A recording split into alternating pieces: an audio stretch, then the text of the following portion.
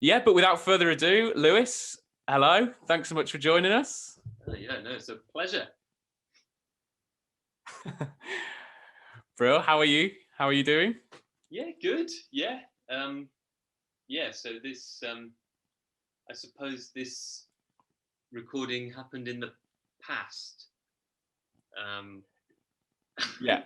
as everyone can tell maybe from the daylight.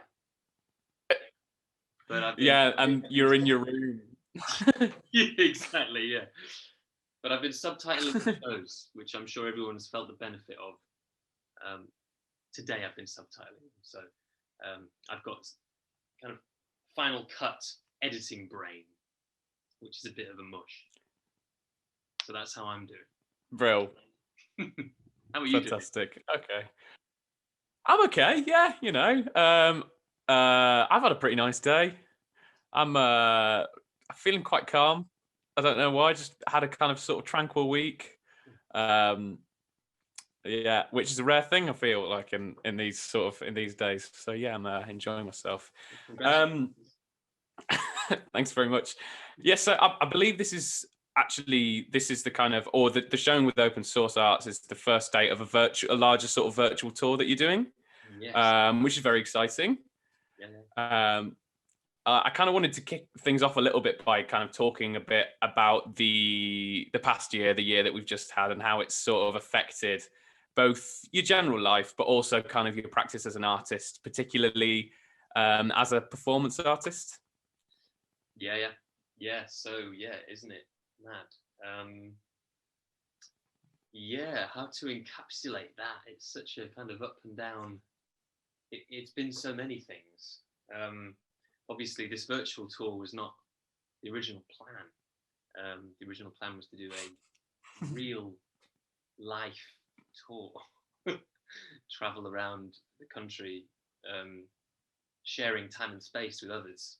But since that's off the cards, we kind of adapted it into this virtual tour, which is, it's a great compromise actually. I mean, in some ways, it's more work and stress for me. In other ways, it's less.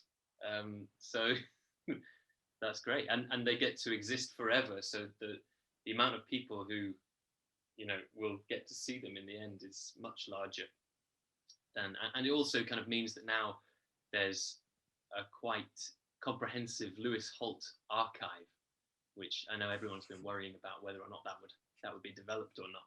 But don't worry, now we've got it. Um, but yeah, so maybe that's kind of one aspect of my year. The other aspect is just so many cancellations. It was tragic, and then it was funny, and then it was depressing, but then it was quite relaxing. I managed to get enough support money from various schemes to kind of be able to just take some time off, really, which has been That's nice. great. Yeah. And I also developed a new YouTube channel called Like Your Lifestyle, which is a kind of it's a lifestyle YouTube channel. What more can you say? Yeah, that's been very fun. Bro, yeah, I've seen little bits of that. That's been fantastic. I think you've taken a very like kind of positive slant towards the kind of dealing with kind of expectations that I don't know, either the industry puts on you or you put on yourself as a kind of artist, and the kind of way that COVID's kind of very much changed how we kind of deal with those, really. Yeah. It's brought a lot of perspective, I think, into like things I was stressed about before. Like, I don't know, I've felt calmer in this time, which is strange with the background of a global pandemic to feel calm, but Mm. you know. Yeah. Yeah. I was kind of wondering as well, because I sort of, correct me if I'm wrong, but I believe like part of if not sort of maybe all of these performances were kind of devised and created before the lockdowns. Is that correct? Yeah, phrases and footnotes. I kind of started making phrases in 2016 and footnotes 2017. So they had a funded Arts Council funded period for the R&D, and then we got more funding to do this supposed real life tour, which never happened. Which the income from that got massively slashed. So much of it was ticket income, and several shows got cancelled altogether. So it's a more skeleton version of what. Yeah. I think it's kind of interesting with these shows as well, because I feel like communication is quite a key thread sort of throughout both the shows, actually. Do you feel like the relationship that you have with the kind of the meaning of the shows has sort of changed because of the last year and changed in that interim period? Yeah, it's funny. I mean, doing phrases open source arts the other week when we filmed it, I don't know, I just kind of felt these words coming out of my mouth, and kind of felt myself doing that material, and it felt so relevant to the past year in a way which I could never have expected. But that one was so much dealing with like a kind of isolation and anxiety and loneliness kind of thing, which was seemed to be just an aspect of my life before, and it's kind of become relevant more broadly. Yeah, so it's kind of it's surprising amount of relevance nowadays. Yeah, it felt like sort of, especially with, because there's moments in the show where you're communicating with yourself, or there's moments in the show where you're communicating with an audience, but there's also moments in the show where like you're communicating with technology, or technology is communicating with an audience. And that to me was like, I kind of even found it like a little bit surprising that had been made before the show, because it just feels like it's sort of and the kind of like the stuttering and the elements of kind of miscommunication that happen within that, they feel very, very pertinent to the past year and very, very in the now. Yeah. Well, that's nice to hear that it's kind of coming into its own in that way. I think that stuttering is something we'll all have to deal with as we see each other again. Finding our way back to our own personalities as extroverts. Absolutely. Yeah, such an interesting show to like do on for a kind of a show that you're kind of virtually touring. It's a great pick. Yeah, right.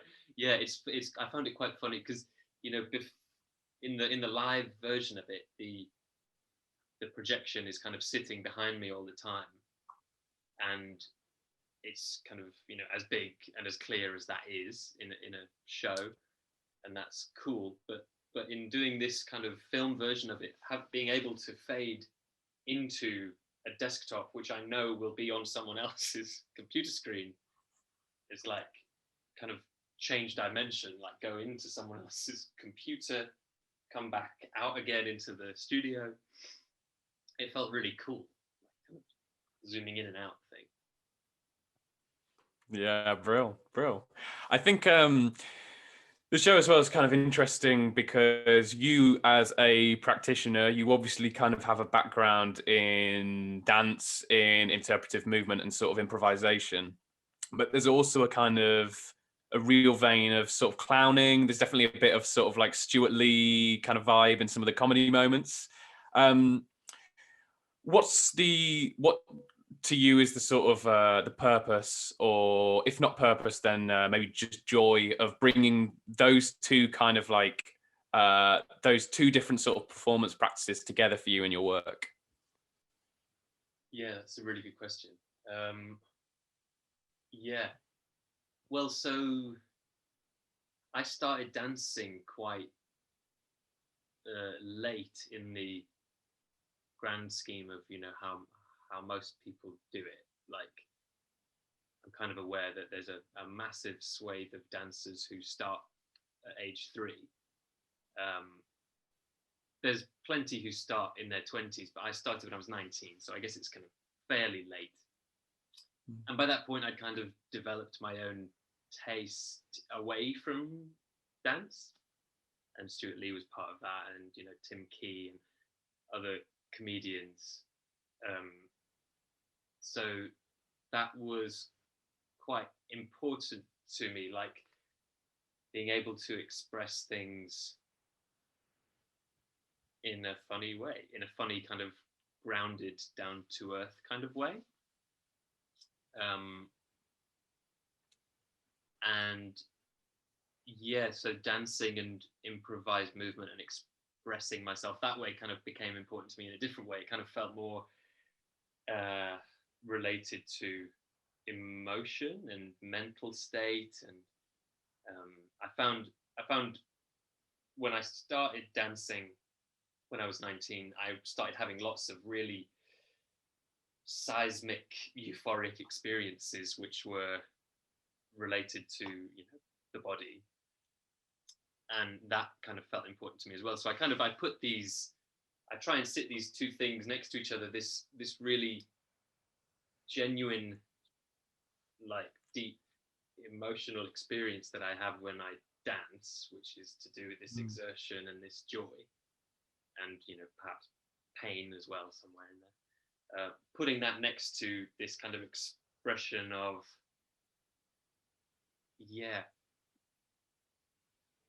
a kind of humor that any old person could, who's not involved in dance, could maybe latch onto. I think that encapsulates that combination. There's kind of more to it somehow, but I'm having trouble expressing it, which is probably not a surprise after seeing my shows. Yeah, fair enough. I think for me, I mean, the two, like interpretive dance and improvisation and sort of stand-up, especially like kind of direct audience interaction, they're two very kind of different methods of communication. And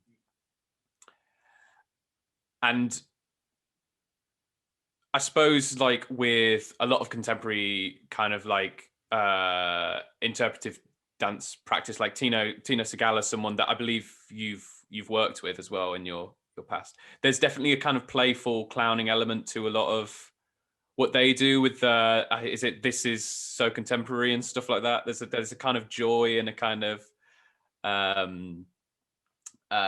sort of humor in what they do. Do you feel like there's a kind of commonality between the sort of like the kind of comedy and dance methods that a commonality of like communication between those two methods? Yeah, I mean, yeah, I suppose so. For me, there's always a kind of, I have a kind of divide in my mind with how I like to engage with them. Like, the dancing is like, it feels like I utilize it. I kind of don't try and do funny dances ever. I mean, I just kind of somehow that doesn't really get me. I think I've seen plenty of funny dances that I've absolutely loved, but my attachment to dance seems to be more kind of sincere and earnest, as much as that feels so yucky at times.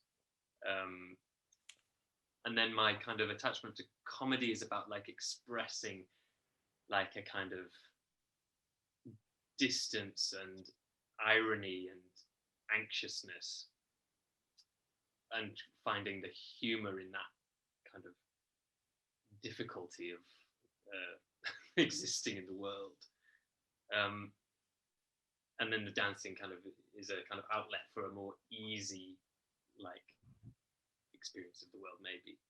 I don't know. So I always kind of divide them in my head. Like, I'm not trying to do funny dances. I'm trying to do sincere, earnest dances.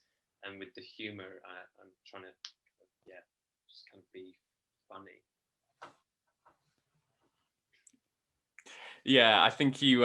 It's really great because I think they as well start as something that kind of like tonally they feel kind of like separate at the start of both the shows, and then they kind of like more Mm. intermingle as you go along. One of the moments that really made me laugh in phrases is when you're doing the kind of dance at the end, and the computer screen has all the kind of the phrases, and it's just huh, while you're doing this kind of crazy flowing movement.